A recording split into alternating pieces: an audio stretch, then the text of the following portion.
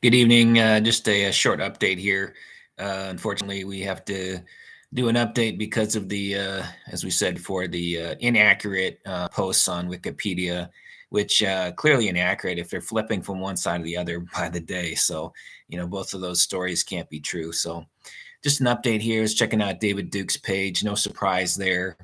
A lot of people like to attack someone just because of their political party, which is baseless. I mean, you can attack this person or that person, but when you attack everybody who's of a political party, that's 100% baseless. That's a perfect paradox.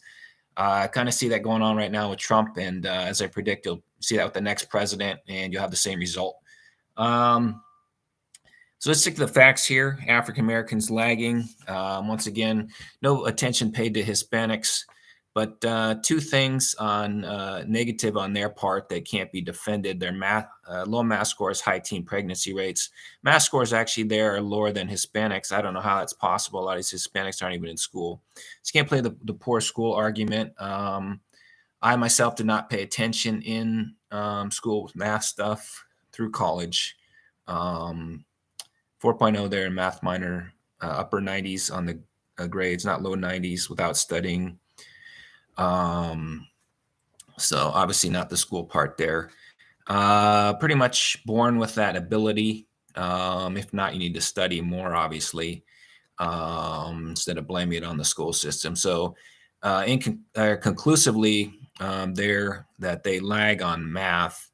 Solutions there: study more, tutor, etc. Higher teen pregnancy rates among African Americans. No excuses there. It's not really the pregnancy we're going to debate. It's the sexual activity. Shouldn't be anything going on there as a teenager. No excuses. It doesn't matter what home you came from, this or that. There's actually no correlation there on the broken home. Like I said, no excuses there. So we don't even need to get into this or that. Rape aside, of course, but no excuses there on why they have higher teen pregnancy rates, and we know the answer to that one. So two things there they need to clean up, and I believe the numbers will come better for African Americans to clean those two things up. Pretty easily they can clean those two things up, not difficult. Start there, small steps. Democrats, we also have to call them out too for being losers. They've actually done a good job of saying that Republicans clearly freed African Americans from slavery, but Democrats like to say we're the ones that did the civil rights movement. Not true. So we have here right now, we'll stick to the facts. We have the vote totals from the House and the Senate of the 1964 Civil Rights Bill. Republicans in the House vote 80% in favor of the new Civil Rights Bill. Democrats vote 61%, so they're lagging there again. From the Senate vote, 82% Republicans vote in favor. Democrats 69% in favor, lagging once again. So they did vote in favor of the bill, but clearly behind Republicans. So they're not the ones that get credit for that bill. Although Democrats today should get credit for lying about who was in favor of that bill. So Democrats lagging once again there. There you have it. So clearly wrong on the Democrats' part to vote not in favor of that bill, or excuse me, to lag Republicans on that bill, coming in second place. Let's put it that way. They did cross the finish line, but they came in second. So there you go. Those two things right there. Wikipedia, not a good source. I could be even Republicans behind this bashing it. I don't know. You don't need to cheat to do your job. So that's a possibility. I don't know. But clearly, Wikipedia is not an accurate source of information. Most of my information I get from printed materials. Stick to facts. That's where David Duke came up. I believe the reason why I originally read about him was his controversial views. You can put Trump in that category. So I don't need to get into a debate with somebody. There are Republicans who are controversial, who have good viewpoints. No perfect person, I think, out there. So just because Trump, let's just say he cheated on his taxes, that doesn't mean He should not be president as well, I don't know if that would disqualify for presidency, but let's just say Trump gets caught driving and speeding sober. That doesn't disqualify him from being president. Democrats are going to say, okay, he shouldn't, he did this or that.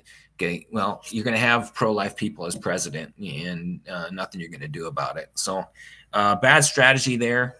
I can come up with plenty of people who are fit that description. So, you're going to get more of that when you keep doing that because it's just wasting your time. So, there you go on that. Just to wrap it up.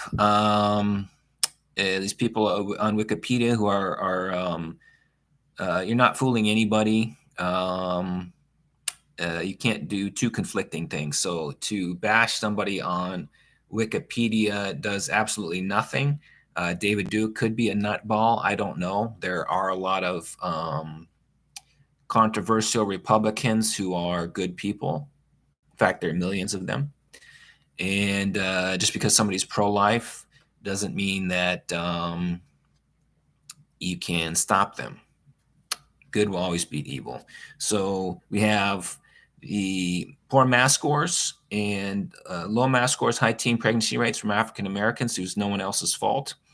We have the Democrats who lagged on the Civil Rights Act of 1964. It did happen under Johnson, but we go with the vote totals there.